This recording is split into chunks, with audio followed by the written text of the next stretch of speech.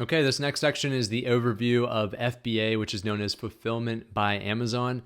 I just want to provide you with some information why we are selecting this fulfillment method. We'll cover some business models in here so you understand why we want to go the private label route, and then we'll ultimately finish it off with what cost you should be budgeting for. So what is Fulfillment by Amazon? Within 3 steps, the easiest way of putting this is that you are shipping all of your units, individual units, to Amazon's warehouse where they are going to handle the storage, the fulfillment to customer, all of the customer service, and all of your customer returns just for a small fee. And then ultimately that will end up getting to the customer. Now, the reason why we want to do this is because it allows us to scale our business. It also saves you a lot of time. Imagine having to sell maybe 10 to 20 units per day, and you have to package each and every one of them together, put the correct label on them, and then head out to UPS or FedEx to drop off those packages. It would be a nightmare, and by using FBA and paying them a small fee per sale, it really allows you to scale your business and also maintain your other job or other side hustles at the same time. In addition to just removing you from the logistics equation and not having to store or fulfill your goods, we also use FBA because it allows you to offer your customers prime shipping. So that means same day, 1 day, or 2 day shipping to almost all of your customers throughout the United States, which is something that you wouldn't really be able to do if you were located just in one region of the country. Let's just say your house that you ship everything out of. You wouldn't be able to offer somebody across the country 1 or 2 day shipping because it just doesn't work that way unless you do overnight shipping, which I wouldn't recommend. The third thing here is also the ability to scale.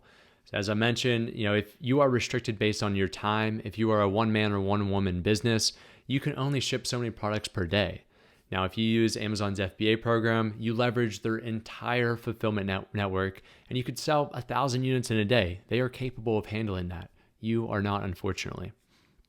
And then lastly, just the customer service aspect. The last thing you want to be doing is handling returns that come back to your house, having to give your personal or your business address out to customers. In addition, just handling the conversations between the customer. It's not something you really want to spend a lot of time doing. It's just great to have Amazon to do that all for you. Again, just for this small fee per unit. So let's discuss business models, and we are going to use this coffee bag on the right here just as a demonstration so you can understand the different type of business models. I do want to educate you on all the different, at least the most popular business models that you see on Amazon and in some other e-commerce platforms, but ultimately we want to private label our product, and I'll explain why here in a second. So let's say you want to sell this coffee bag product. You have a great coffee bean, and you're deciding what type of business model should I apply. The first one is wholesale. You may have heard of this. This would be selling a branded product that you purchase at a wholesale rate, which means you probably purchased it at bulk, and then you're going to resell it at the market value on Amazon. So think of Dunkin' Coffee. Say we were to have a contract with Dunkin' itself, we could get thousands and thousands of these coffee bags, and we could sell them for a higher price on Amazon. That would be wholesaling. Now, retail online arbitrage, also known as RA and OA, this would be where, let's just say we go to Walmart or walmart.com and we see that all these Dunkin' bags are 20% off. We run some numbers through our revenue calculator, which we'll get into later, and we realized that we were able to purchase it at a 20% discount, and we can actually make about 3% margin just from reselling these on Amazon after all fees. That's the idea behind that. I do not recommend it just because it takes a lot of your time. You have to find these clearance items, and then you're also competing with other sellers on the existing listing. So on this Dunkin' listing on Amazon, there may be 10 other sellers that all rotate in and out of the buy box, which you don't want to be competing with multiple sellers on your same listing because it's going to create a price war. And then lastly here is private label. This is what I want to teach you. Private label is whenever we take our logo here that we trademarked and then we put it on a generic product or a white label product. So this would be, we found this great coffee bean. Now we go ahead, we trademark this Drip Coffee Roasters logo. We put it on our packaging, and now we have a branded product. What is so great about this is you don't have to worry about the competition on your listing because you will be the only seller on your listing after you trademark your brand and it's registered, and you have it through Amazon's brand registry program. In addition, this also allows you to create a more competitive and different product than that's on the market. If you're just reselling products, you can't really do anything with that product. However, if you receive customer reviews and they say, oh, we don't really like this packaging. We wish this was more of a sustainable packaging.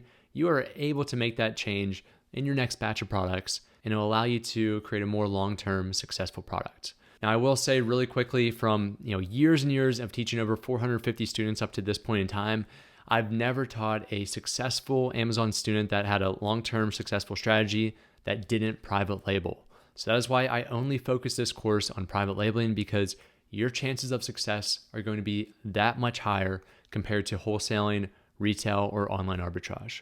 So now that we discussed the business models, let's discuss the business plan. So this is what we are going to be doing in that 12-step process in a condensed version.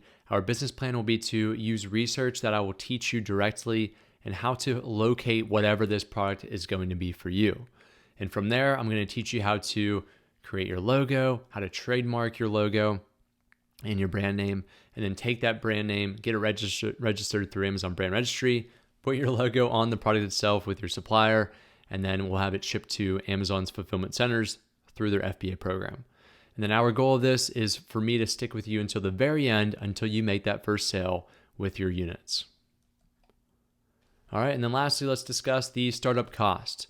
So there's about 5 different costs here that I really think we should break down, and you should budget for before you begin to invest into your Amazon business.